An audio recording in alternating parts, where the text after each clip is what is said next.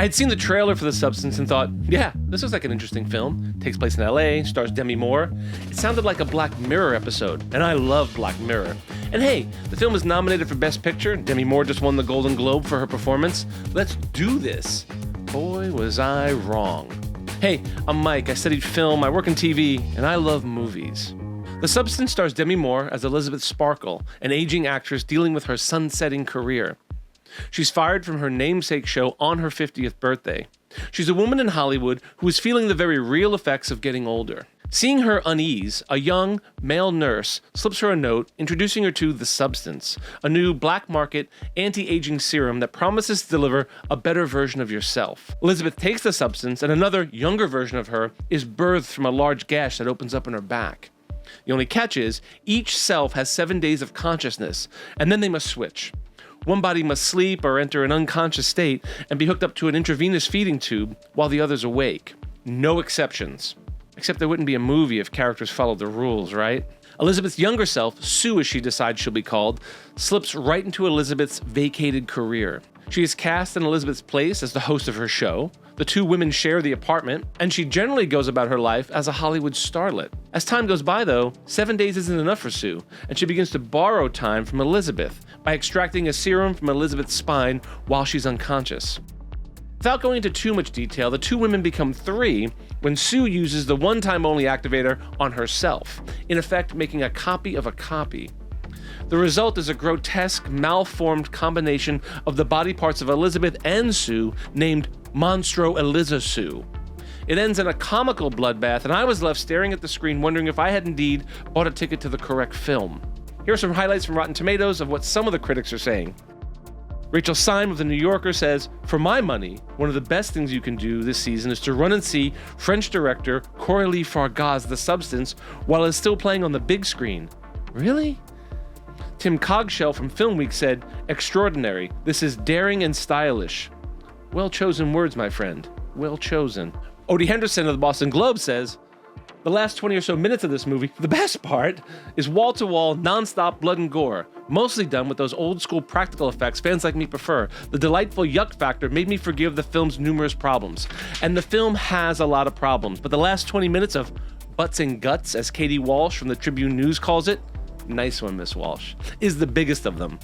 Writer-director Coralie Fargeat set out to make a film about Hollywood's obsession with looks and the unreal body expectations that women often hold themselves to, and even the realization that those looks don't last forever.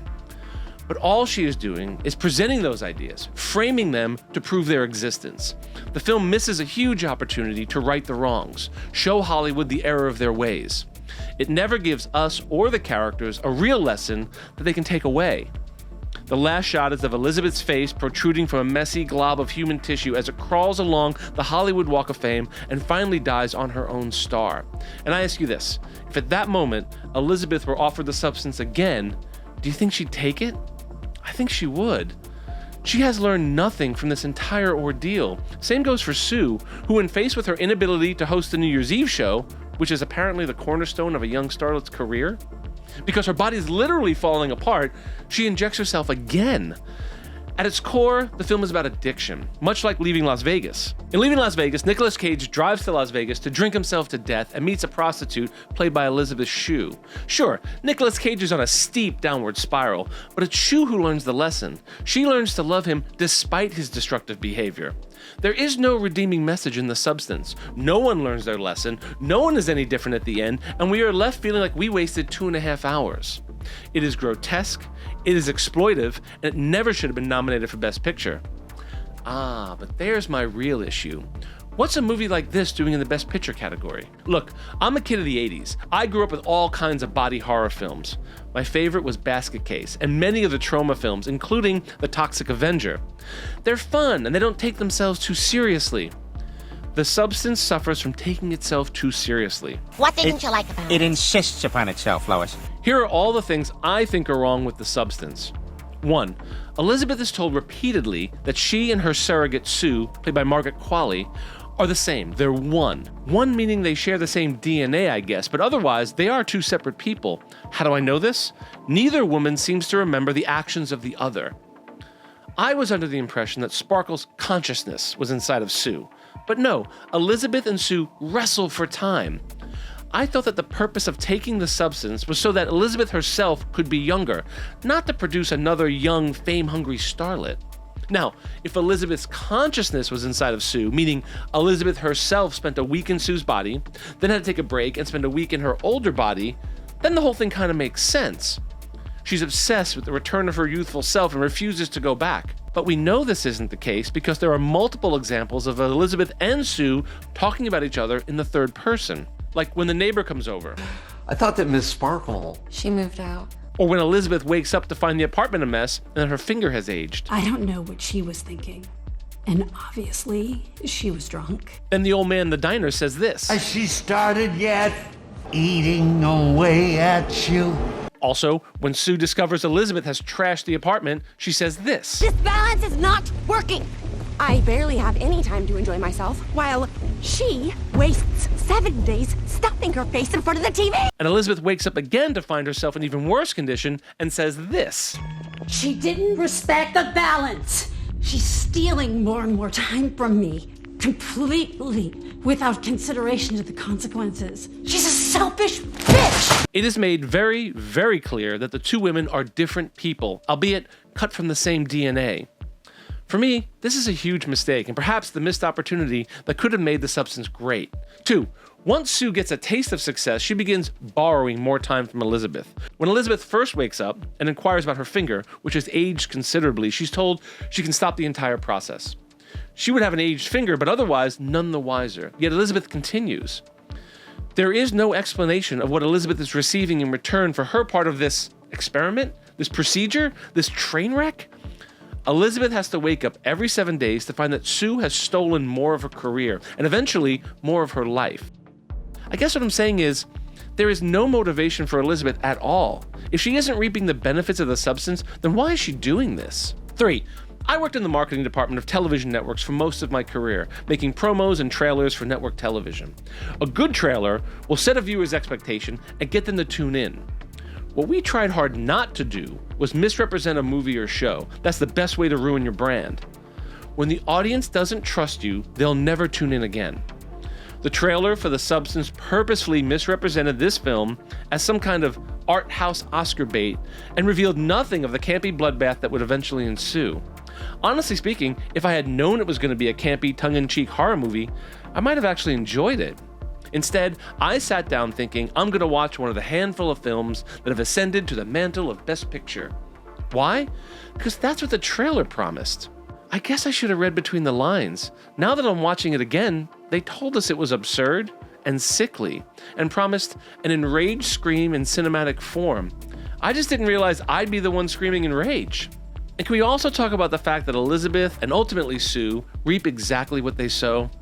They host an exercise program that sells the very unrealistic expectations that the characters themselves are chasing.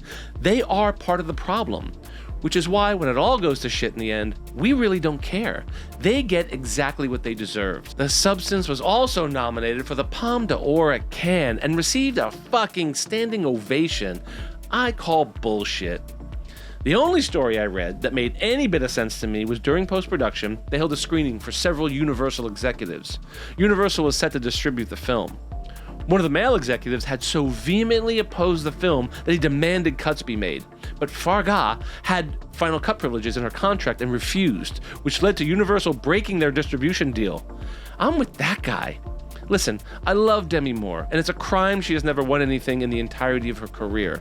But she's up for Best Actress at the Oscars against Cynthia Erivo for Wicked and Mikey Madsen for Anora, who both deliver powerful, moving performances. If Demi Moore wins, it's like when Scorsese won for The Departed but was snubbed for Raging Bull, The Last Temptation of Christ, Goodfellas, and The Wolf of Wall Street. Saying The Substance deals with female body issues is the same as saying Frozen deals with climate change. Back to the Future deals with high school bullying. Titanic deals with the dangers of ocean travel. Shawshank Redemption deals with prison reform. Sure, each of those films mention the issue, but they don't say anything meaningful about it. That's not to say The Substance is totally unredeemable. The cinematography is beautiful. The production design is straight out of a Kubrick film. The wide-angle shots of Dennis Quaid are as equally grotesque as some of the actual grotesque scenes. And the sound design was quite good. The score has a 2001 feel to it, adding to the Kubrick-esque quality of the whole thing. And despite not being my pick for the Oscar, Demi Moore delivers a strong performance. And while we're on the subject of Demi Moore, if the film is about an actress losing her looks, maybe don't hire a smoke show of an actress. It is a daring performance in that there is a ton of nudity, but we are never convinced that Demi Moore's looks are fading. She looks fantastic. I think the critic I most align with, though, is Eric Kane from Forbes when he says, ultimately, while The Substance got off to an intriguing start, the majority of the film, and especially its goofy ending, was mostly cheap shock value and amateurish satire built on the flimsiest premise imaginable. As always, these are my opinions, and I welcome the conversation in the chat below. I'm a little fearful of this one because I know this film has a lot of love online, but I do love reading your comments. Film is about community, and I relish the opportunity to read what you think I might have missed in The Substance. I'm Mike, and I love movies.